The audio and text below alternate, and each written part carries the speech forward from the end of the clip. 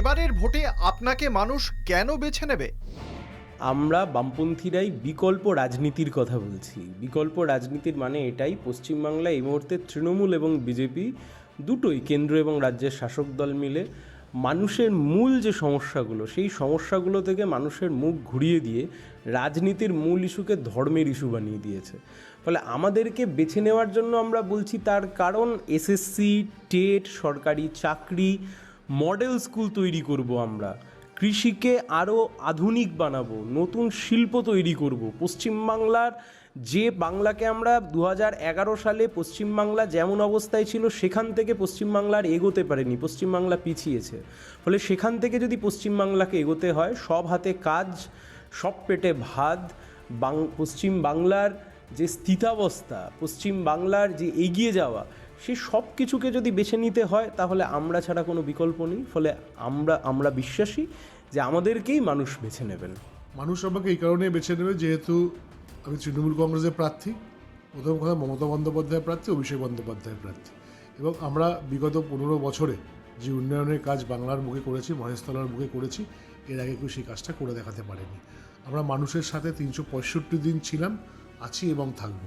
আমাদের কাজই হচ্ছে মানুষের সাথে থাকা, মানুষকে সঙ্গে নিয়ে চলা, মানুষের পাশে থাকা। এসআইআর কি শাসকের পক্ষে যাবে নাকি বিরোধীদের পক্ষে যাবে? এসআইআর না তো তৃণমূলের পক্ষে যাবে, এসআইআর না তো বিজেপির পক্ষে যাবে। এ দুই শাসক দল, বুঝবেন, একজন কেন্দ্রের শাসক, একজন রাজ্যের শাসক, এই দুই শাসক দল এসআইআরে কিন্তু মানুষের হেনস্থাকে কেউ কমাতে পারেনি। বিজেপি আগুনে ঘি ঢেলেছে আর তৃণমূল দাঁড়িয়ে দাঁড়িয়ে তার তাপ সেকেছে।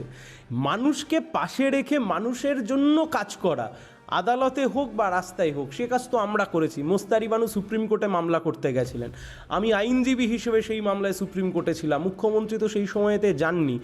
রাজ্যের আধিকারিকদের সাথে নির্বাচন কমিশন, তাদের যে কলতলার ঝগড়া, এবং সেই কলতলার ঝগড়ার জন্য মানুষকে যেভাবে সাফার করতে হলো, তার উত্তর তো তৃণমূলকে দিতে হবে। আর 3 নম্বর কথা, মুখ্যমন্ত্রী বলেছিলেন আমি বেঁচে থাকতে পশ্চিমবাংলায় এসআইআর হতে দেব না।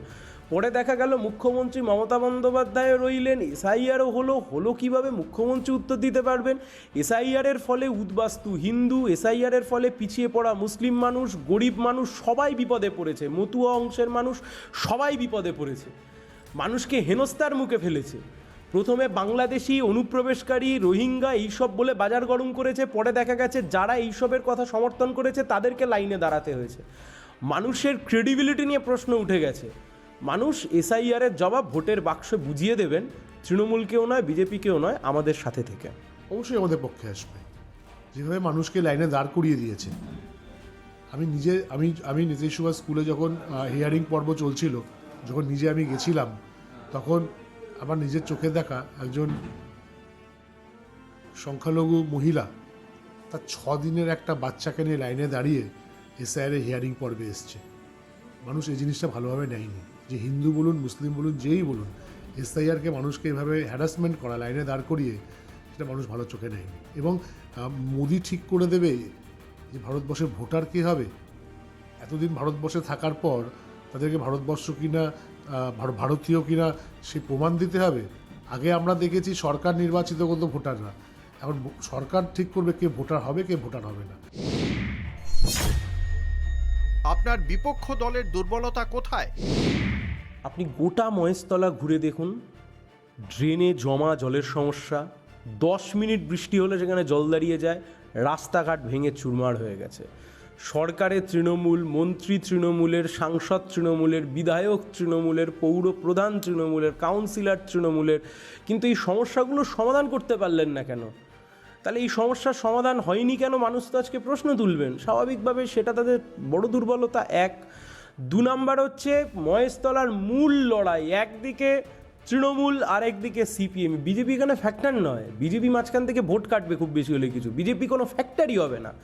পশ্চিমবাংলার এবারে নির্বাচনে তৃণমূলকে হারাতে হবে। আর বাংলার মানুষ বুঝে গেছেন 2021 সালের অভিজ্ঞতা থেকে যে বিজেপিকে ভোট দেয়া মানে ওই যারা জিতবে পরে আবার বকলমে তৃণমূলে ভিড়ে যাবে আর বড় বড় কথা বলবে ইডি সিবিআই, কিন্তু কাজের বেলায় কিছু করবে না।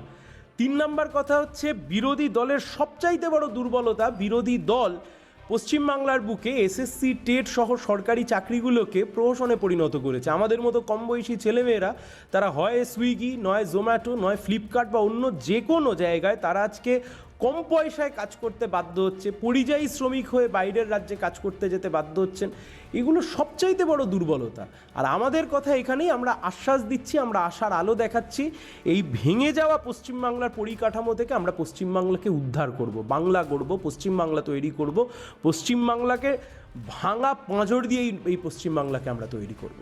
তা কোনো উন্নয়নের কাজ করেনি। 34 বছর সিপিএম ক্ষমতায় ছিল। 2021-এ দেখেছি, 2021-এ আমরা দেখেছি জনগণ তাদেরকে এত আশীর্বাদ দিয়েছে যে একটা সিটও পাইনি।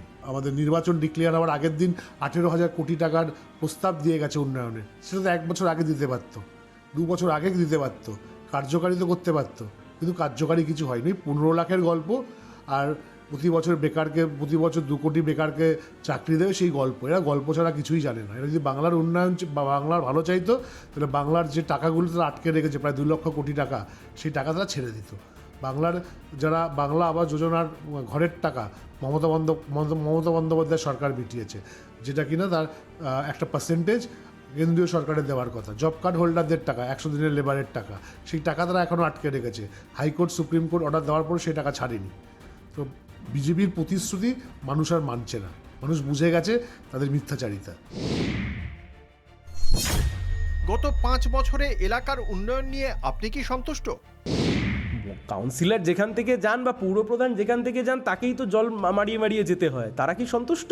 তারাও তো সন্তুষ্ট নন। ওই যে আমি বললাম যে এলাকার পৌর বোর্ড তৃণমূলের, পৌরপ্রধান তৃণমূলের, এমএলএ যিনি তিনি পৌরপ্রধান, সাংসদ তৃণমূলের, মন্ত্রী তৃণমূলের, মুখ্যমন্ত্রী তৃণমূলের, সরকার তৃণমূলের, সব কিছু তৃণমূলের, কিন্তু সমস্যা মানুষের ব্যক্তিগত। এ কখনো হতে পারে?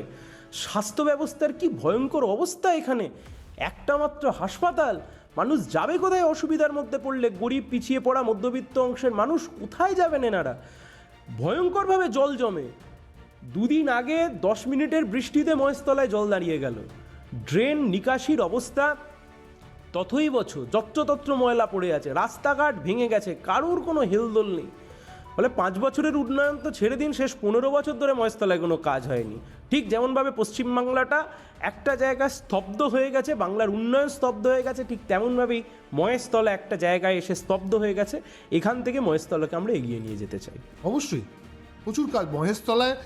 আমরা শুধু যদি বলি যে 120 কোটি টাকা শুধু পথশ্রীর রাস্তা এসছে। আমাদের আমার পাড়া আমার সমাধানে আমাদের বিধানসভায় 26টা ওয়ার্ড, 292টা বুথ ছিল তখন। 292টা বুথে তো কতটা, 30 কোটি টাকা আমাদের বিনা পয়সায় মানুষকে বাড়িতে বাড়িতে জলের কানেকশন দেওয়া হয়েছে। আমরা ওভারপুল করতে পেরেছি, আমরা বিউটিফিকেশন করতে পেরেছি।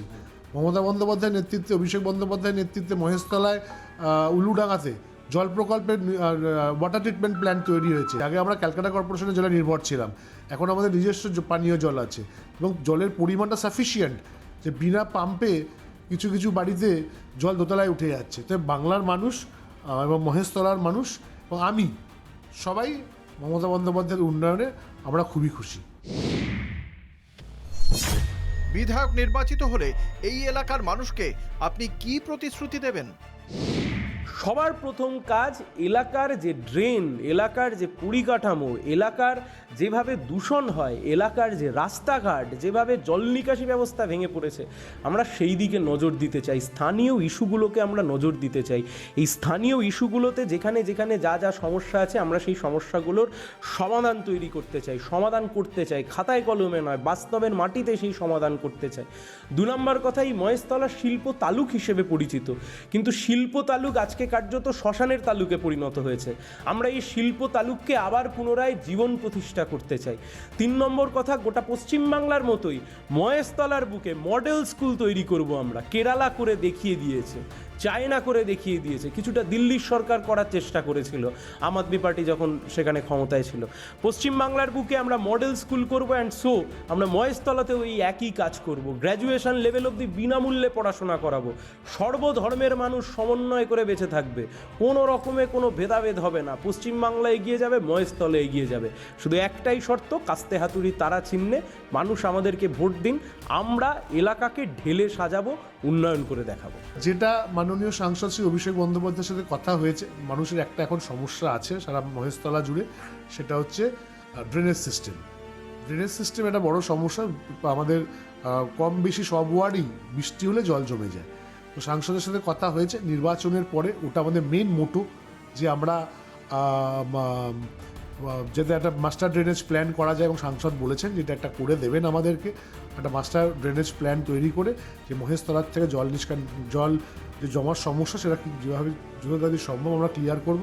আমাদের ওল্ড মণিখালে পরিষ্কার কাটার কাজ চলছে, এবং পরবর্তীকালে মিরপুর খাল, যে মিরপুর খালটা আমাদেরও কাটার খুব অত্যন্ত প্রয়োজন। এই মিরপুর খাল যদি আমরা কাটিং করতে পারি, তাহলে প্রায় বাটার অঞ্চলে 10 থেকে 12টা ওয়ার্ড খুবই উপকৃত হবে। এগুলো আমাদের মোটো। অবশ্যই আমি যদি বিধায়ক হই, আমি অবশ্যই এই কাজগুলো করব।